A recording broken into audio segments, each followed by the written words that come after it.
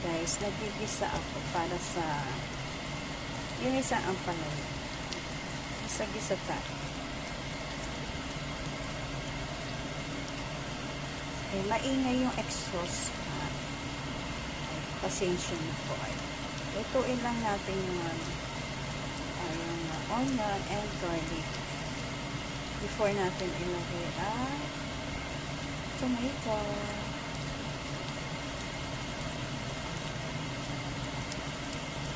Brown muna natin. Okay? Then, next natin is kailangan natin maluto muna para maglasa yung garlic. Then, after na, lagay na natin ang tomato.